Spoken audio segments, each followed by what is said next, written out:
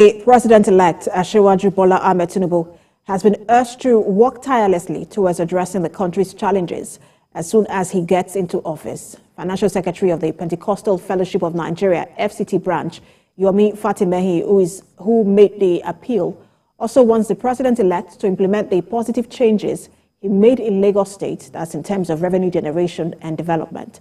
Lara Afolayan has more.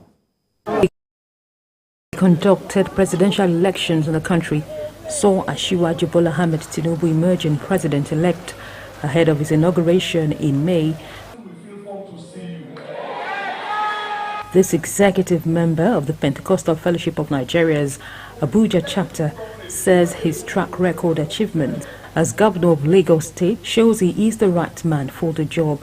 He, however, seeks that the president-elect works towards ensuring that key legislative positions are occupied by Christians for the purpose of inclusiveness. By conceding the Senate presidency and the Speaker to the church. I mean, when I mean the church here, the Christian community, so that they will have a sense of belonging in his government. The election has been fought, the election has been won. So it must be magnanimous enough to ensure that the entire community, both the church, the Muslim and the pagan, see him as the president of the nation. The clergy as well advises that critical sectors of the economy, including to effect the kind of change needed in the country at this time. He as well seeks that young people, which make up the bulk of the country's population, be actively engaged in the governance as well as national growth and development process. It should rejuvenate a team, a think tank that will see Nigeria as a project that we must rebuild the nation. That's number one. Number two, he must confront insecurity.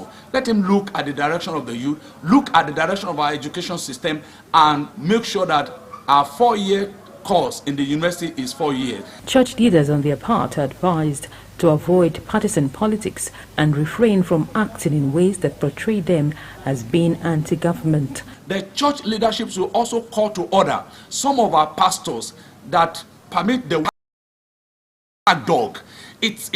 The Christ was not on the pulpit in the last election.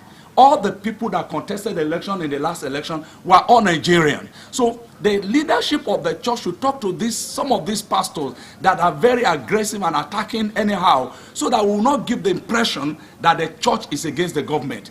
Ahead of the forthcoming gubernatorial polls, the clergy seeks that security agencies be on top of their game to prevent violence and allow for peaceful, free and fair polls.